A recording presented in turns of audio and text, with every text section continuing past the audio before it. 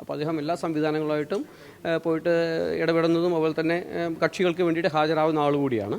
അപ്പോൾ അദ്ദേഹമാണ് ഈ പരാതിക്കാരൻ്റെ അഡ്രസ്സ് വിൽസനെ ഏൽപ്പിച്ച് വിൽസനോട് കാര്യങ്ങൾ പ്രൊസീഡ് ചെയ്യാൻ പറഞ്ഞിരിക്കുന്നത്. അപ്പോൾ അതിൻ്റെ ഇനി അടുത്ത ഭാഗം നമുക്ക് വിശദമായിട്ട് പരിശോധിക്കേണ്ടതുണ്ട്.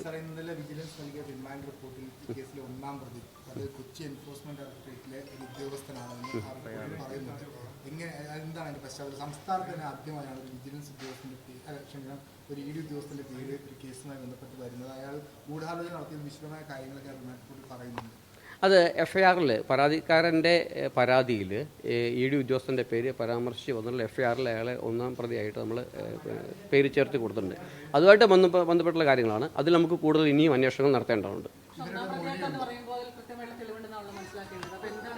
ആ അർത്ഥത്തിൽ എടുക്കേണ്ടതില്ല, അതിപ്പോൾ ആയിട്ടില്ല, നമ്മൾ അന്വേഷിച്ച് വരികയാണ്. അപ്പോൾ പിന്നെ അതിപ്പോൾ നമുക്ക് ഒരാളൊരു പരാതി തരുമ്പോൾ പരാതിയിൽ ഒരാൾക്കെതിരെ പരാമർശം ഉണ്ടെങ്കിൽ കൃത്യമായി പറഞ്ഞിട്ടുണ്ടെങ്കിൽ നമ്മളത് പ്രതിസ്ഥാനത്ത് ചേർക്കാറുണ്ട്. അതുമായിട്ട് ബന്ധപ്പെട്ട് വന്നിട്ടുള്ളതാണ്. ഇനി ബാക്കി അതിൽ കുറച്ച് കാര്യങ്ങൾ കൂടി ചെയ്യാനുണ്ട്. എന്നിട്ട് വേണം നിങ്ങളോട് വിശദമായിട്ട് സംസാരിക്കാം. അയാളുടെ പേര് പറഞ്ഞിട്ടുണ്ട്, പിടിയിലായ പ്രതികളുണ്ട്, വിൽസനും അതോടൊപ്പം തന്നെ മുകേഷും ED ഉദ്യോഗസ്ഥന്റെ കാര്യം പറഞ്ഞിട്ടുണ്ടോ? ചില കാര്യങ്ങൾ അവിടെ ഇൻവെസ്റ്റിഗേഷൻ നടന്നുകൊണ്ടിരിക്കുമ്പോൾ ചില കാര്യങ്ങൾ നമുക്ക് വെളിപ്പെടുത്താൻ കഴിയില്ല. അത് നമ്മുടെ ഇൻവെസ്റ്റിഗേഷനെ ബാധിക്കും.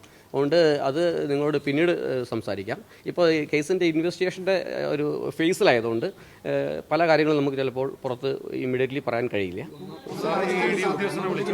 എന്തായാലും വിശദമായ ഒരു അന്വേഷണം നടന്നു വരുന്നുണ്ട്.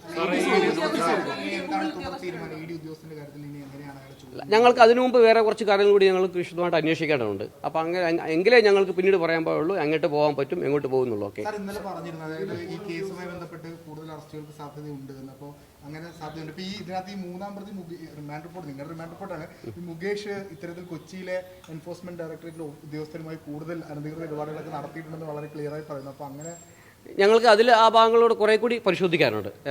ഈ പറഞ്ഞ റിമാൻഡ് റിപ്പോർട്ടിൽ പറഞ്ഞ എല്ലാ കാര്യങ്ങളും ഞങ്ങൾ പരിശോധിച്ച് വരികയാണ്. അപ്പോൾ അതിപ്പോൾ ഒരു ആത്യന്തികമായിട്ട് അവസാന വാക്കായിട്ട് ഇപ്പോൾ പറയാൻ നിർവാഹമില്ല, അത് ഇനിയും പരിശോധിക്കേണ്ടതുണ്ട്. അതുകൊണ്ട് പിന്നീട് സംസാരിക്കാൻ. മൊഴിയുടെ അടിസ്ഥാനത്തിലാണോ റിമാൻഡ് റിപ്പോർട്ട് തയ്യാറാക്കിയത്? മൊഴിയുടെ അടിസ്ഥാനത്തിലാണോ റിമാൻഡ് റിപ്പോർട്ട് തയ്യാറാക്കിയത്? അതിൽ കൃത്യമായി തന്നെ പറയുന്നുണ്ടല്ലോ. ഇല്ല, ഒന്നാം പ്രതി എന്ന് പറയുന്ന ആള് നമ്മളോട് കൊണ്ടുവന്നിട്ടില്ലല്ലോ. അല്ല, മറ്റു പ്രതികളുടെ മൊഴിയുടെ അടിസ്ഥാനത്തിലാണോ? മറ്റു പ്രതികളുടെ മൊഴിയുടെ അടിസ്ഥാനത്തിലാണോ? ഇല്ല, ഞാൻ പറഞ്ഞല്ലോ, അത് ഞങ്ങൾക്ക് അന്വേഷണം നടന്നു വരുന്ന ഭാഗമായതുകൊണ്ട് അതിപ്പോൾ പറയാൻ നിർവാഹമില്ല. അത് ഇപ്പോൾ കൂടുതൽ ഡിസ്ക്ലോസ് ചെയ്യാൻ നിർവാഹമില്ല.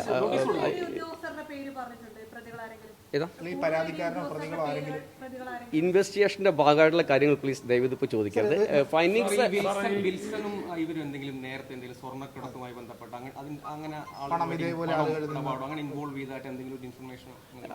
ആ ഭാഗം എല്ലാ ഭാഗവും ഒന്ന് ഞങ്ങൾക്ക് അന്വേഷിച്ചേ പറയാൻ പറ്റുള്ളൂ. അത് ഇപ്പോൾ ഇൻവെസ്റ്റിഗേഷന്റെ ഭാഗം നിങ്ങൾ എന്നോട് ചോദിക്കരുത്, ഞാനത് എനിക്ക് പറയാൻ പറ്റില്ല.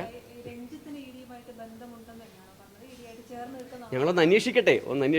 Definitely we will tell you. ഞങ്ങളൊന്ന് അന്വേഷിക്കട്ടെ. ഞങ്ങൾ കുറച്ച് സമയം തരണം. നിങ്ങൾ മാത്രം ഇതിൽ ഒരുപാട് സൈബർ റിലേറ്റഡ് കാര്യങ്ങൾ അന്വേഷിക്കാനുണ്ട്, മറ്റു പല ആംഗിൾ അന്വേഷിക്കാനുണ്ട്, വേറെ ചില എല്ലാം നിങ്ങൾക്ക് ഡിസ്ക്ലോസ് ചെയ്യാൻ പറ്റില്ല. കുറേ അന്വേഷിക്കാനുണ്ട്. ഞങ്ങൾക്ക് അന്വേഷിച്ചതിന് ശേഷം മാത്രമേ ഞങ്ങൾക്കൊരു കൃത്യമായിട്ടൊരു അതിൻ്റെ ഒരു കോൺക്രീറ്റ് പിക്ചർ തരാൻ നിങ്ങൾക്ക് പറ്റുള്ളൂ.